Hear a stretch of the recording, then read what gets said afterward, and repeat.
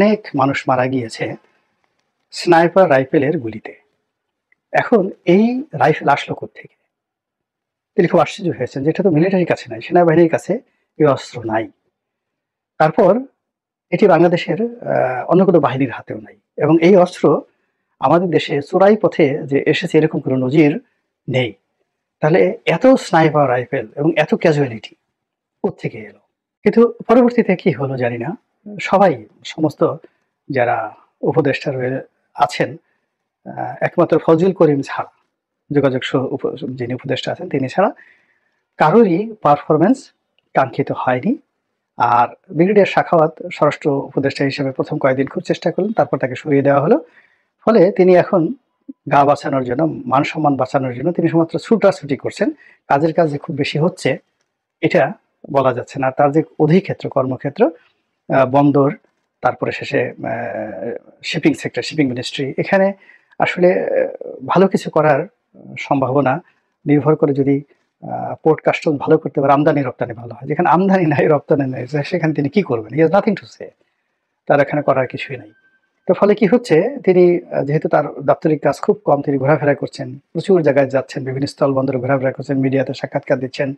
আবার উপদেষ্টাদের মধ্যে একমাত্র ব্যক্তি যিনি এসে বিভিন্ন টকশোতে এসে কথাবার্তা বলছেন। তো এমনি এক টকশোতে এসে তিনি সম্প্রতি একটি বিস্ফোরণমূলক কথা বলেছেন, যেই কথার কারণে এখন সবাই বলছে তার উপদেষ্টাগিরি থাকে কিনা। কথাটা কি সেটা আমি পরে বলছি, তার আগে আমি দোয়া করি যে তার উপদেষ্টাগিরি যেন চলে যায় এবং তিনি বাঁচবেন। তার উপদেষ্টাগিরি যদি চলে যায় তিনি রক্ষা পাবেন, তার পিঠের চামড়া রক্ষা পাবে, এবং তিনি দুটো কারণে অমর এবং অক্ষয় হয়ে থাকবেন। প্রথম কারণটা হলো যে কারণে তার স্বরাষ্ট্র মন্ত্রণালয়ে চাকরি গেছে, অর্থাৎ তিনি স্বরাষ্ট্র উপদেষ্টা হিসেবে চাকরি হারিয়েছেন মূলত দুটো কারণে। প্রথম কারণ হলো তিনি প্রশ্ন তুলেছিলেন যে এই যে জুলাই আগস্ট বিপ্লব, এই সময়টাতে অনেক মানুষ মারা গিয়েছে স্নাইপার রাইফেলের গুলিতে। এখন এই রাইফেল আসলো কোত্থেকে? তিনি খুব আশ্চর্য হয়েছেন যে এটা তো মিলিটারির কাছে নাই, সেনাবাহিনীর কাছে এই অস্ত্র নাই। তারপর এটি বাংলাদেশের অন্য কোনো বাহিনীর হাতেও নাই, এবং এই অস্ত্র আমাদের দেশে চোরাই পথে যে এসেছে এরকম কোনো নজির নেই। তাহলে এত স্নাইপার রাইফেল এবং এত ক্যাজুয়ালিটি কোত্থেকে এলো? এবং এই স্নাইপার রাইফেল দিয়ে যাদেরকে গুলি করা হয়েছে, মানে পুলিশকে গুলি করা হয়েছে, তো এই ক্যাজুয়ালিটি কোত্থেকে আসলো? এই যে প্রশ্নটা তিনি ছুড়ে দিয়েছেন, এটি মানে অনেকের মাথা খারাপ করে দিয়েছে। ইট মিনস এই রাইফেলের সাথে যারা সম্পৃক্ত তারা তারা তারা কি কোনো জঙ্গি সংগঠন? তারা কি বিদেশি কোনো গোয়েন্দা সংস্থা যারা এখানে অ্যাক্টিভিটিস ছিল? এই গেল এক। ২ নম্বর হলো তিনি আওয়ামী লীগের রাজনীতি করা নিয়ে কথা বলেছেন, যে ঠিক আছে আপনি শেখ হাসিনাকে তিনি তির্যকভাবে বলেছেন, তিনি ওখানে বসে বসে বড় বড় কথা বলছেন, তারপর শেষে ওখানে বসে হুমকি দিচ্ছেন, ধামকি দিচ্ছেন, যদি সামর্থ্য থাকে তো বাংলাদেশে এসে রাজনীতি করেন। এই কথার মধ্যে কোনো ত্রুটি নেই, কিন্তু এই দুটো কথার জন্য তাকে সরিয়ে দিতে হয়েছে। আসলে দুটো কথাই তাকে ইতিহাসে অমর করে রাখবে। আর এখন যেটা নিয়ে বিতর্ক হচ্ছে সেটি হলো বাংলাদেশের দুজন লোক, সালমান এফ রহমান এবং আনিসুল হক, তাদেরকে যেভাবে গ্রেপ্তার করা হয়েছে, সালমান রহমানের দাড়ি শেভ করে ফেলা হয়েছে। এখন বলা হচ্ছে যে সালমান পালানোর জন্য তিনি দাড়ি শেভ করেছেন। এ কথা কিয়ামত হইলেও সাধারণ বুদ্ধিমান মানুষ কেউ বিশ্বাস করবে না।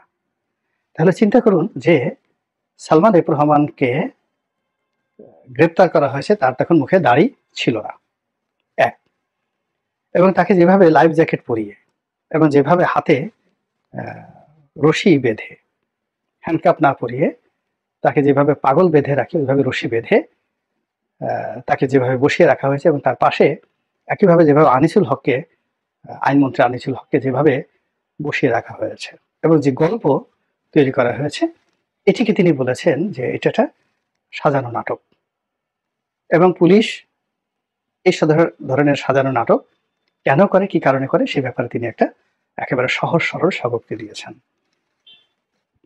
তো এই বক্তব্যটি নিয়ে তোলপাড় চলছে, বিভিন্ন রকম তোলপাড় চলছে, এবং এর ফলে কি হলো, যাদেরকে গ্রেপ্তার করা হচ্ছে বা হয়েছে আওয়ামী লীগের বড় বড় নেতাকে, এই গ্রেপ্তারের মূলে যে অভিযোগগুলো রয়েছে, গ্রেপ্তারের স্থান এবং গ্রেপ্তারের সময় যে কাণ্ডগুলো ঘটানো হয়েছে, যেমন জাস্টিস মানিককে কলাপাতার উপর শুইয়ে রাখা হয়েছে, তারপরে তার অন্ডকোষ ফাটিয়ে দেওয়া হয়েছে এবং তাকে সীমান্তে যেভাবে গ্রেপ্তার করা হয়েছে, এগুলো সামনে চলে আসছে। তারপরে ডাক্তার দীপুমণিকে যেভাবে জ্যাকেট পরানো হয়েছে, যেভাবে ডিম মারা হয়েছে, যেভাবে কিল ঘুষি চর থাপ্পড় দেওয়া হয়েছে কোর্টে, এরপরে যেভাবে এখন কারাগারগুলোতে বিভিন্ন কারাগারে আওয়ামী লীগ নেতাদের হার্ট অ্যাটাক হচ্ছে, অনেকে মারা যাচ্ছেন, তারপর আরো অনেক কিছু ঘটছে, অনেক কিছু ঘটছে। তো এগুলোকে যদি নাটক হিসেবে আখ্যা করা হয় এবং এটি যদি একজন উপদেষ্টার মুখ থেকে বের হয়ে যায়, এটা কোনো সাধারণ ঘটনা নয়, এটি দলিল, এই সময়ের একটা দলিল। এবং এই সকল কথা বলার পরে যদি উনি টিকে যান, আমি মনে করবো এটা সরকারের যাকে বলা হয় ইতিবাচক একটা দিক।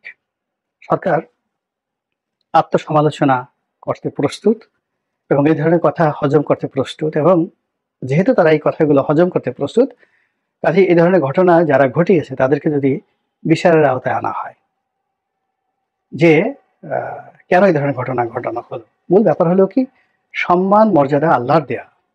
যে মানুষ অন্যায় করে শাস্তি সে পেয়ে যায়, কিন্তু কাউকে আরো ছোট করার জন্য, এই যে আমাদের দেশে শেখ হাসিনার জমানাতে যে ঘটনা ঘটানো হলো, আপনি ধরুন ওই যে একজন লোককে, সেই করোনা শাহেদ নামে যাকে অভিহিত করা হলো, তাকে ধরা হলো, এই র্যাবের লোকজন তাকে হেলিকপ্টার করে নিয়ে গেল দুর্গম অঞ্চলে, তারপর তাকে একটা স্যান্ডেল পরানো হলো, একটা বোরকা পরানো হলো, তার কোমরে একটা পিস্তল তাকে গুজে দেওয়া হলো, এরপর তাকে একটা নৌকার সামনে গিয়ে তাকে একটা ছবি তোলা হলো এবং সে অবৈধ অস্ত্র পিস্তল কোমরে বেঁধে বোরকা পরে সে নৌকা করে পালাচ্ছিল।